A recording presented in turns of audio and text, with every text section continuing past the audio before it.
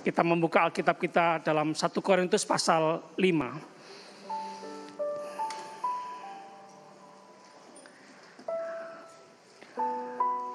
1 Korintus pasal 5 ini ditulis oleh Paulus atau Saulus yang dulunya membenci pengikut Yesus Kristus. Tidak hanya membenci, mengejar, menyeret, memasukkan dalam penjara, menganiaya, bahkan membunuh. Tidak sekedar benci. Rasul Paulus menulis kepada jemaat di Korintus.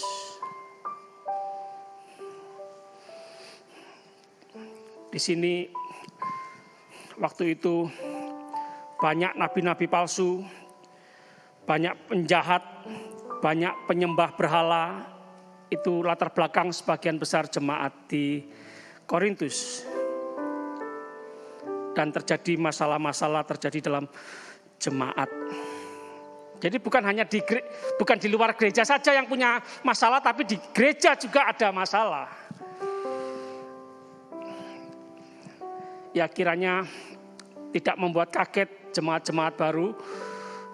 Ya, awal masuk kelihatan seperti malaikat-malaikat semua yang di gereja, tapi setelah berapa bulan, setahun, apalagi terlibat dalam pelayanan, oh ternyata bukan malaikat semua, ternyata manusia semua.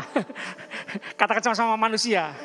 Ya, manusia yang bisa jatuh, yang bisa bersalah, yang bisa menyakiti sesama. Atau bahkan setelah kenal gembalanya, pendetanya, juga sama. Sebagian kecewa. Sebagian kecewa. Karena melihat para pelayan Tuhan, melihat pendeta. Masih saya dengar hari Jumat kemarin ketika saya ngobrol-ngobrol dengan bapak-bapak di lingkungan masyarakat. Intinya, percuma ya beragama, beribadah, ya. Tapi kehidupannya lebih jahat daripada kami yang tidak beribadah, kami yang tidak ke tempat ibadah. Jadi sebagian masyarakat kita sudah jenuh dengan sudah jenuh, sudah sakit hati dengan yang namanya agama, tempat ibadah, gereja, dan seterusnya. Maukah kita sama-sama memulihkan nama kekristenan, nama murid Tuhan Yesus?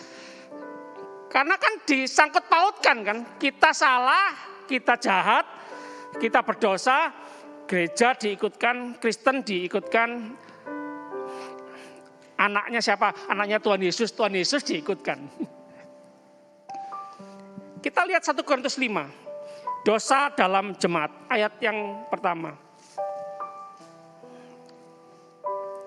Memang orang mendengar bahwa ada percabulan di antara kamu dan percabulan yang begitu rupa. Sama-sama katakan begitu rupa. Jadi kompleks, luas, macam-macam rupa-rupa dosa percabulan. Seperti yang tidak terdapat sekalipun di antara bangsa-bangsa yang tidak mengenal Allah. Wow. Pernah mendengar ya? Kehidupan kekristenanmu itu lebih buruk daripada kehidupan kami yang bukan Kristen. Kehidupan agamamu itu lebih buruk daripada kehidupan kami yang tidak beragama. Lebih baik kami yang tidak beragama, tapi lebih baik hidupnya daripada kamu yang beragama, tapi jahat hidupnya. Ini yang ditulis oleh Rasul Paulus dalam kehidupan jemaat di Korintus. Dulu ini terjadi seperti ini. Kehidupan jemaat Tuhan Yesus, kehidupan seksualnya, percabulannya lebih buruk daripada orang-orang yang tidak kenal Allah. Sangat menempelak kita orang-orang yang beragama. Sangat memukul kita orang-orang yang beragama Kristen khususnya. banyak kemunafikan. Sekali lagi, banyak kemunafikan.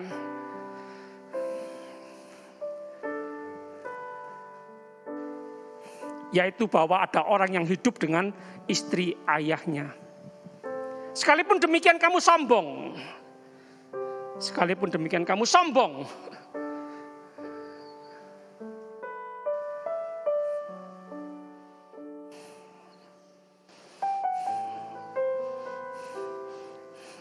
Menyombongkan bahwa kita beragama, menyombongkan bahwa kita ini kok kayak lebih suci, lebih kudus, lebih baik.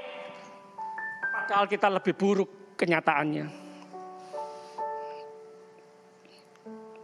Banyak orang Kristen masih pakai topeng. Sekali lagi, kita lebih buruk dari yang bisa kita akui.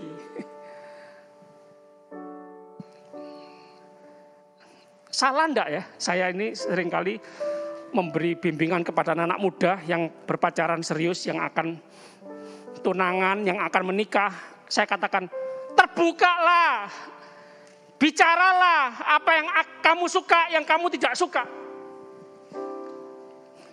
Yang kamu suka dari pasanganmu, yang tidak kamu suka dari pasanganmu, terbukalah.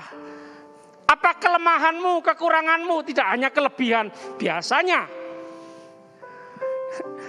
kita para senior orang tua sudah punya pengalaman. Biasanya kalau pacaran itu yang dikelihatkan, yang diceritakan itu yang baik-baik saja. Ditutupi yang buruk, yang kelemahan kita ditutupi, jangan sampai tahu. Cerita, jangan Pak Pendeta, nanti aku diputus nanti aku nggak jadi pacaran dengan dia. Oh, jadi karena tahu kelemahannya lalu diputus. Oh, berarti kan lebih baik daripada nanti setelah menikah ketahuan kelemahannya dicerai. Kalau diputus waktu pacaran yang nangis kalian berdua, tapi pada waktu sudah menikah yang nangis adalah keluarga besar, kedua keluarga besar dan kami pendeta dan jemaat yang ikut menangis.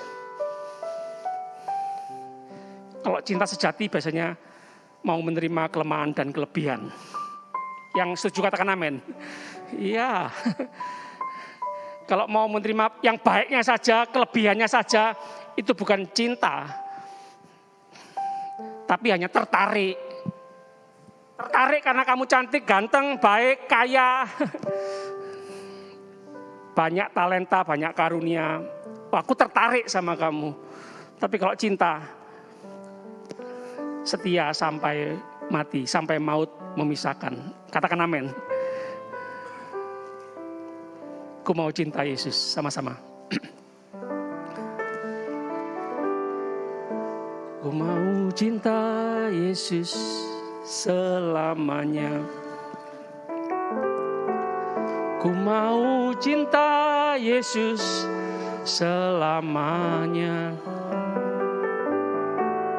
Meskipun badai silih berganti dalam hidupku, ku tetap cinta Yesus selamanya. Sama-sama, ya Bapa.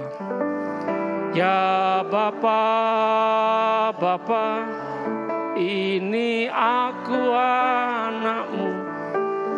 Layakkanlah seluruh hidupku. Ya Bapa,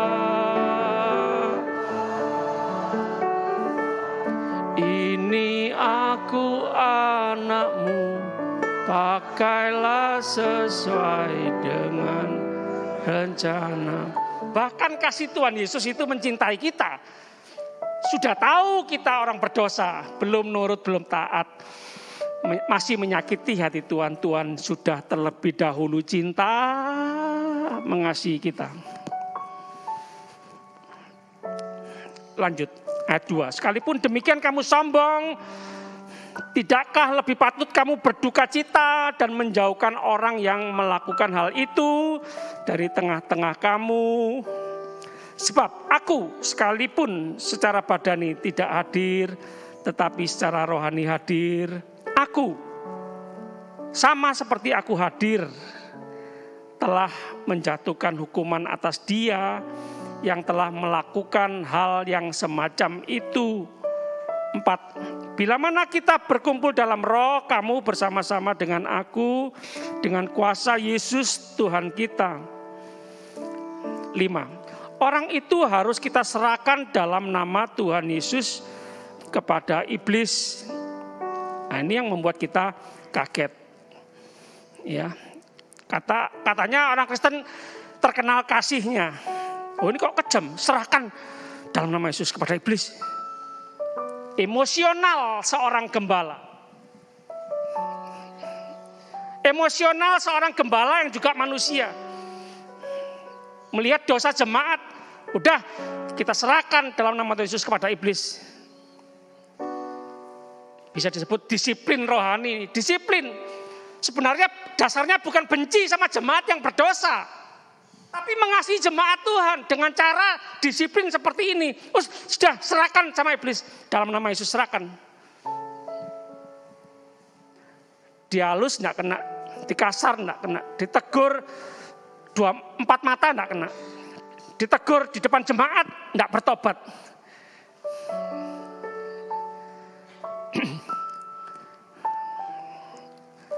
Sehingga binasa tubuhnya agar rohnya diselamatkan pada hari Tuhan. Biar iblis menyiksa, membuat menderita tubuhnya.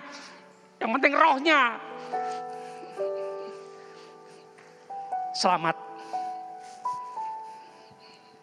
Jadi pelajaran buat kita. Mungkin. Tidak semua sakit karena dosa ya.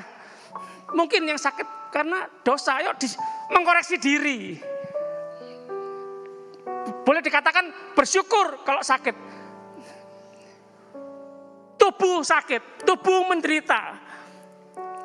Tapi rohnya selamat. Tapi bertobat daripada sehat, banyak uangnya. Ini hati-hati loh ya, hati-hati. Pak Pendeta, enggak apa-apa. Buktinya saya loh.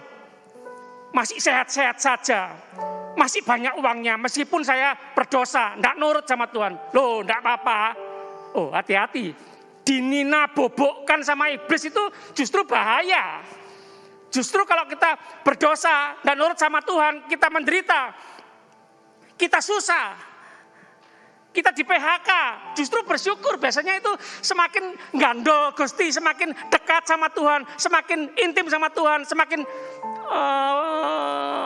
mengoreksi diri, bertobat, Tuhan minta ampun, semakin pegangan sama Tuhan.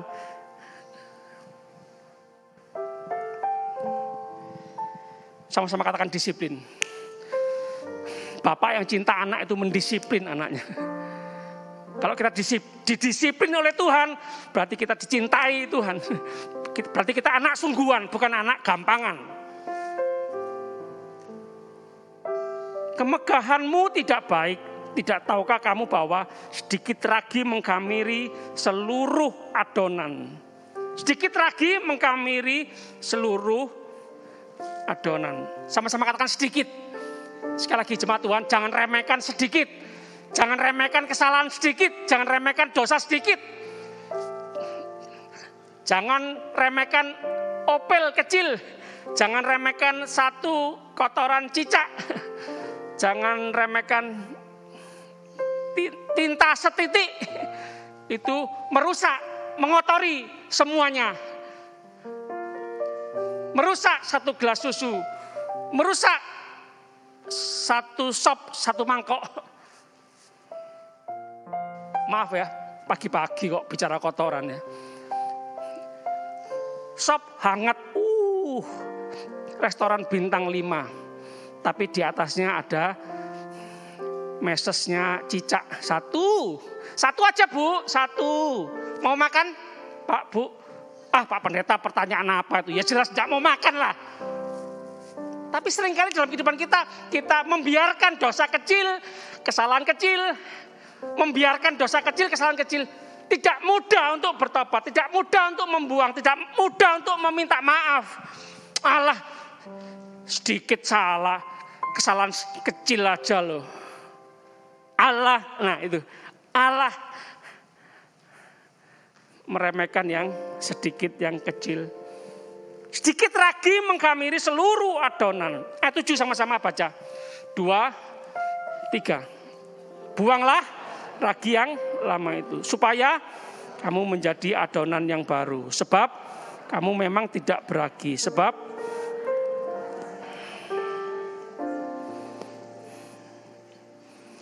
buang. Sama-sama katakan buang. Buang. Gara-gara dosa, Yesus mati di atas kayu salib. Yang benar disalahkan. Jemaat jujur, salah disalahkan aja enggak mau loh. Kita salah loh, disalahkan loh, enggak mau, enggak rela. Bila perlu, jangan ngomong-ngomong salahku, jangan singgung-singgung ya. Awas, tuh. Salah loh, enggak mau dibuka, salah loh, enggak mau diceritakan, salah loh, enggak mau disalahkan. Yesus yang benar disalahkan, dihukum, dicambuk, dipaku, disalib. Mau meremehkan dosa? Upah dosa adalah maut. Tapi bersyukur karena anugerah Allah kita diselamatkan. Karena anugerah Allah kita dikasihi, diselamatkan. Mau bicara sama Tuhan lagi, kata-kata, Tuhan, mana keadilanmu? Tuhan tidak adil, dia ditolong, aku tidak ditolong. Mau bicara soal Tuhan tidak adil? Kalau adil, kita mati semua. Sekali lagi, upah dosa adalah maut. Tetapi karunia Allah ialah hidup yang kekal. Buang ragi yang lama, sudah ada yang baru loh. Yang lama masih dipakai.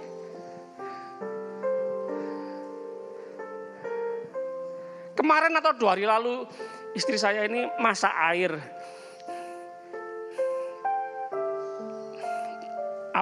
Panci yang ada pegangannya penuh. Nah, waktu sudah mendidih diangkat, pegangannya lepas. Jadi kakinya kena air panas. Langsung dikasih odol, kasih lendirnya lidah buaya. Bukan buayanya loh ya. Lidah buaya. Kalau dikasih buaya ya sembuh sih, hilang kakinya ya. Istri saya langsung bilang, ya gitu, sudah menikah gitu ya. Dikasihkan buaya kalau sakit. Kalau pacaran dulu dilus-lus. Ya.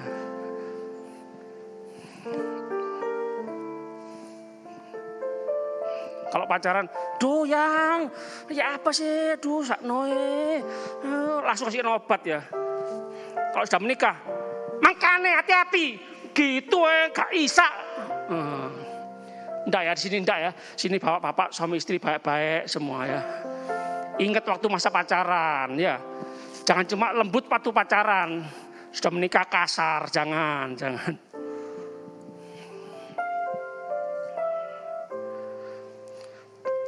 Berapa waktu lalu itu saya sudah terasa, waduh ini panci ini ugak-uglik, ndang dibuat. Padahal sudah ada yang baru, Tante Seju. Sudah ada yang baru loh, yang lama sih dieman-eman, gak keduman. Nah, mencelakai istri, ya. Sudah ada yang bagus loh, yang lama sih dipakai, Om. Buang, dirombeng. Ya kalau enggak ada lagi ya, apa boleh buat ya. Tangan 2 gitu, hati-hati pakai kain lampin gitu ya. Ya ini bicara sudah kejadian.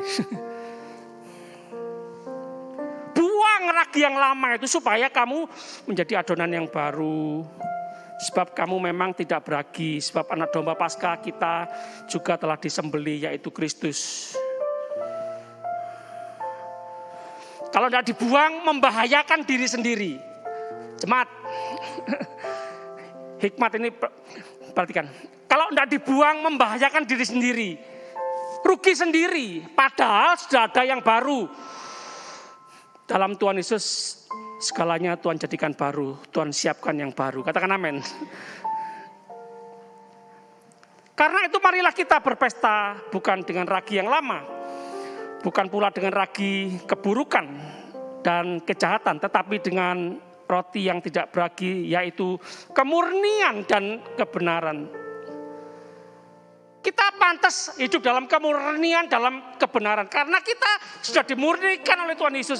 Karena kita sudah dibenarkan oleh Tuhan Yesus. Jangan terus membenarkan diri.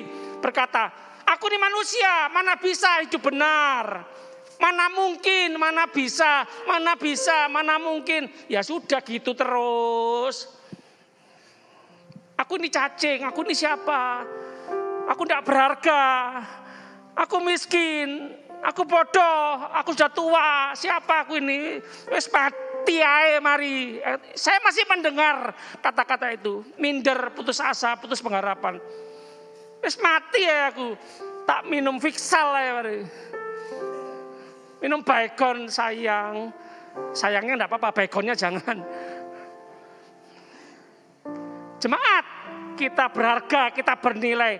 Seharga nyawa Tuhan Yesus Kristus. Kita dibeli lunas, dibayar oleh nyawa, oleh darah Yesus Kristus.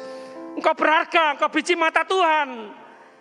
Engkau diciptakan serupa dan segambar dengan Allah. Kiranya kelemahan kita ingat kesempatan mengalami kekuatan Tuhan. Kiranya kemiskinan kita ingat kesempatan mengalami kekayaan Tuhan. Ketika kita merasa kita bodoh, kita tidak mampu menyelesaikan masalah kita. Kiranya kita ingat bahwa Tuhan sumber hikmat kita. Kesempatan mengandalkan hikmat Tuhan. Kesempatan memuliakan Tuhan. Kesempatan membuat banyak orang terkagum-kagum akan Tuhan yang di dalam kita. Kesempatan berharap sama Tuhan, kesempatan mengandalkan Tuhan. Alkitab berkata, diberkatilah orang yang mengandalkan Tuhan. Enggak mungkin Pak Pendeta, sulit. Aku ini sudah parah, kondisiku sudah parah, buruk. Wow. Justru itu tambah ajaib, tambah keren, Bu, Pak. Tuhan itu ahlinya yang sulit, yang sukar, yang tidak mungkin bagi manusia. Katakan amin.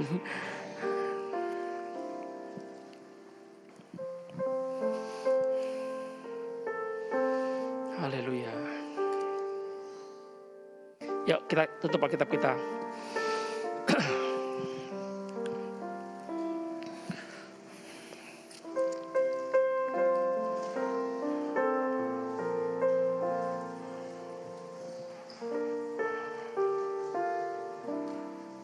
Tuhan, Kau melihat setiap pikiran, setiap hati jemaat Tuhan. Masih ada yang putus harap, masih ada yang putus asa. Masih ada yang hari ini rencana bunuh diri.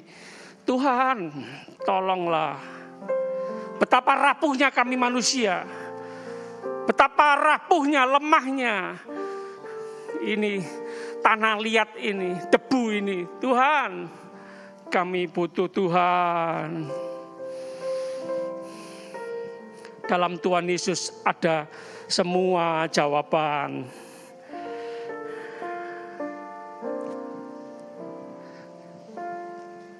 Tiada yang mustahil dan tiada yang sukar bila Roh Allah turut bekerja. Tiada yang mustahil bagi orang percaya. Allah turut bekerja di antara kita. Kami membuka hati. Kami membuka hati. Roh Kudus, penuhi hati kami. Kami sama-sama membuka hati di hadapan Tuhan. Roh Kudus, penuhi. Seluruh jemaat Tuhan penuh roh Tuhan, Roh Kudus. Penuh hikmat Tuhan, penuh kasih Tuhan, penuh kekuatan, kuasa Tuhan. Haleluya. Kami terima dengan iman, kami terima dengan percaya, kami terima. Yuk jemaat Tuhan sama-sama kita bangkit berdiri. Kita angkat tangan dalam hadirat Tuhan. Pernyataan bahwa kita sungguh-sungguh tidak main-main lagi dengan segenap hati, segenap kekuatan, segenap jiwa. Mengasihi Tuhan lebih dari segala-galanya. Semua yang kita lihat di muka bumi ini hanya sementara, tapi yang tak kelihatan itu kekal selama-lamanya. Jangan terlalu mencintai apa yang kelihatan di muka bumi ini. Cintailah Tuhan yang punya surga dan bumi, yang punya segala-galanya.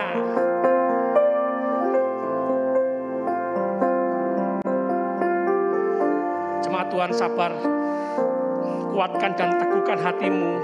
Engkau melewati hari-hari ini kesulitan, kesukaran. Mungkin melewati padang gurun, panasnya yang ekstrim, dinginnya yang ekstrim. Kuatkan dan teguhkan hatimu. Tuhan selalu menyertaimu. Tuhan punya rencana yang indah.